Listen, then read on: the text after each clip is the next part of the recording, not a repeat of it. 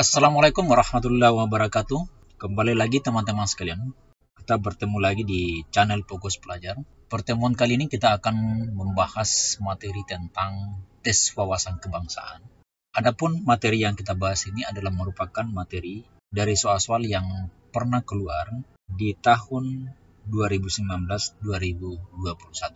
Mudah-mudahan tes wawasan kebangsaan ini dapat menjadi referensi bagi teman-teman sekalian dalam menghadapi tes ujian CPNS di tahun 2023 ini. Soal yang pertama. Sebagai seorang ASN, kita harus memiliki integritas agar tertanam keteguhan hati dan konsisten dalam menjunjung tinggi nilai luhur keyakinan.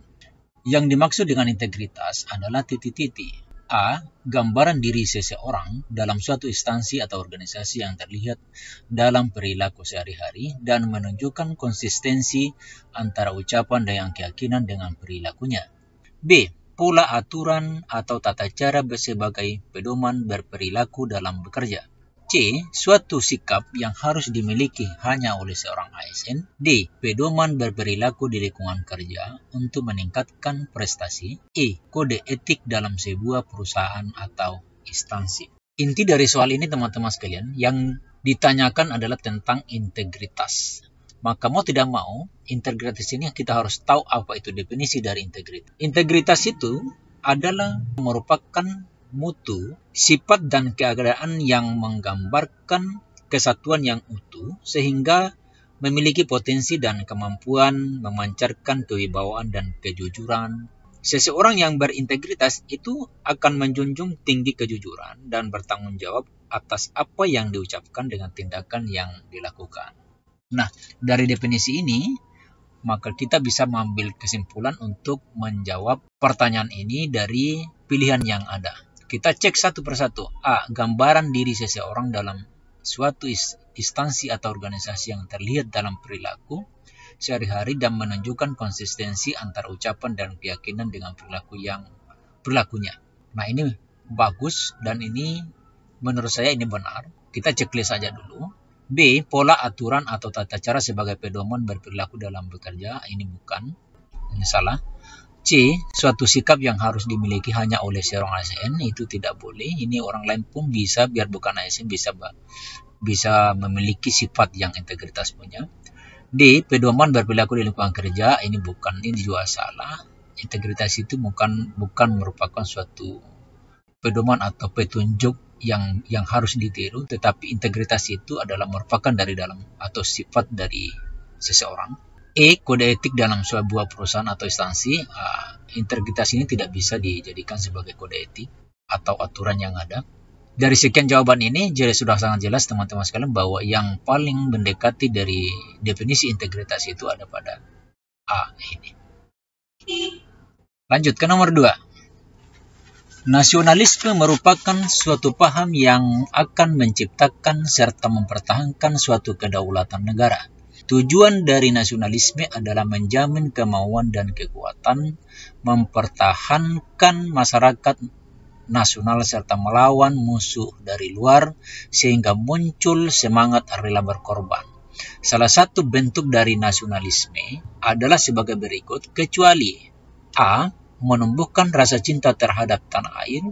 B. Menciptakan hubungan yang rukun dan harmonis. C. Mempertahankan persaudaraan yang utuh. D. Menghilangkan ekstremisme dari suatu warga negara. E. Menumbuhkan semangat untuk menjadi seorang pahlawan agar dikenang jasanya. Soal ini dia menanyakan tentang sikap nasionalisme. Sebenarnya nasionalisme adalah rasa cinta terhadap tanah air sehingga melakukan hal-hal positif untuk menjaga keutuhan bangsa Indonesia tanpa mengharapkan imbalan apapun. Dari definisi nasionalisme ini, maka kita bisa lihat ini, cek satu persatu. Jawaban yang ada ini yang mana yang tidak menjurus kepada cinta tanah air di sini. Pertama, menumbuhkan rasa cinta terhadap tanah air.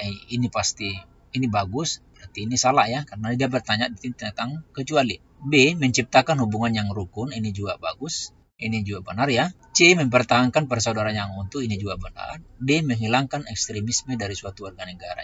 E. Menumbuhkan semangat untuk menjadi seorang pahlawan agar dikenang jasanya. Ini yang salah, kecuali karena nasionalisme itu sebenarnya kita berusaha untuk menjaga tuan bangsa, tetapi kita tidak mengharapkan imbalan apapun. Makanya ini benar. Nomor 3. Selain nasionalisme, sikap patriotisme juga menunjukkan rasa cinta terhadap tanah air dan sikap rela berkorban serta pantang menyerah demi kejayaan dan kemakmuran bangsa dan negaranya. Salah satu sikap patriotisme dalam bidang ekonomi adalah A. Mencintai dan memakai produk dalam negeri. B. Menjunjung tinggi atas asas praduga tak bersalah. C. Berani mengabarkan kepada pihak yang berwajib apabila ada yang terbukti bersalah. D. Saling tolong-menolong orang yang tertimpa musibah. E. Menolak paham komunisme dan ateisme. Oke, kita lihat. Mencintai dan memakai produk dalam negeri adalah merupakan juga sikap rasa cinta tanah air ini sebagai salah satu bentuk yang bisa kita gunakan. Ini benar. Kita checklist dulu, kita cek yang lain juga. Menjunjung tinggi asas praduga tak bersalah. Opsi B ini menjunjung tinggi atas asas praduga tak bersalah, ini merupakan patriotisme di bidang hukum. Jadi ini salah karena dia bertanya tentang ekonomi. C. Berani mengabarkan kepada pihak yang berwajib, ini juga hukum. Jadi ini anggap tak salah ya teman-teman sekalian, ini salah. D. Saling tolong-menolong orang yang tertimpa musibah. Ini patriotisme di bidang sosial budaya. Ini juga salah. E. Menolak paham komunisme dan ateisme. Ini di bidang keamanan. Ini patriotisme di bidang keamanan, pertahanan dan keamanan. Jadi dari semua jawaban yang ada ini, jawaban yang paling benar yang menjurus kepada bidang ekonomi adalah mencintai dan memakai produk dalam negeri, yaitu A.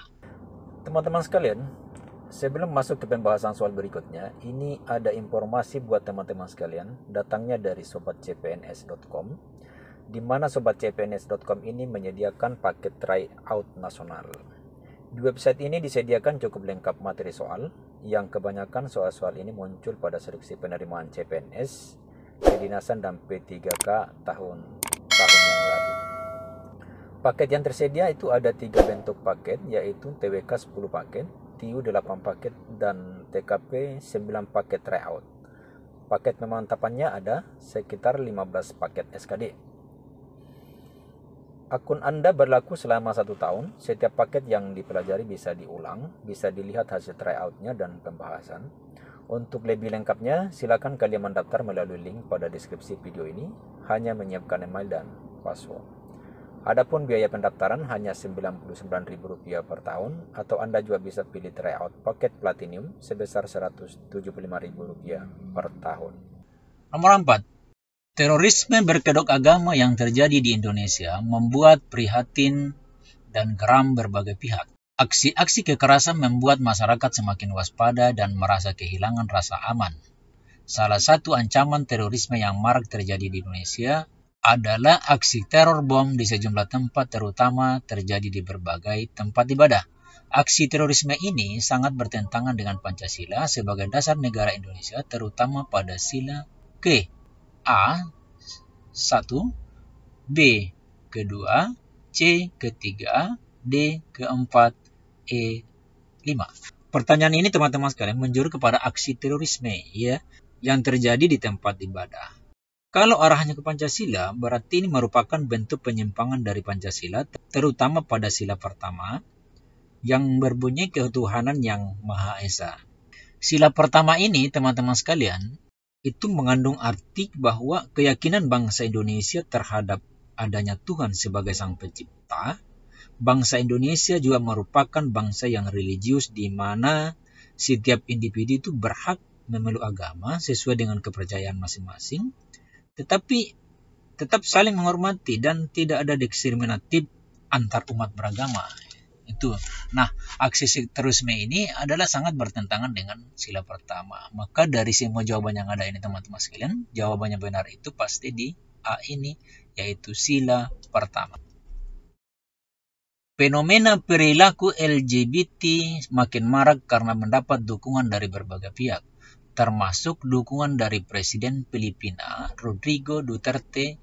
Padahal sebenarnya LGBT merupakan ancaman serius bagi generasi muda. Perilaku LGBT ini merupakan pemahaman yang bertentangan dengan nilai-nilai Pancasila. Paham ini disebut juga A.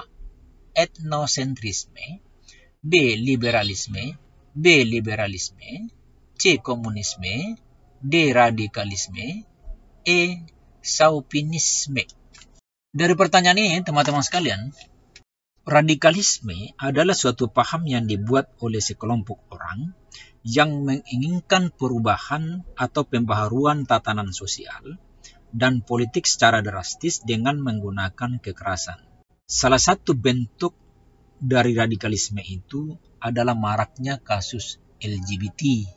Dari penjelasan di atas tadi, teman-teman sekalian, bahwa perilaku LGBT ini termasuk dalam radikalisme, maka jawabannya benar untuk soal ini ada pada D, yaitu radikalisme. Oke teman-teman sekalian, cukup sampai di sini dulu. Assalamualaikum warahmatullahi wabarakatuh.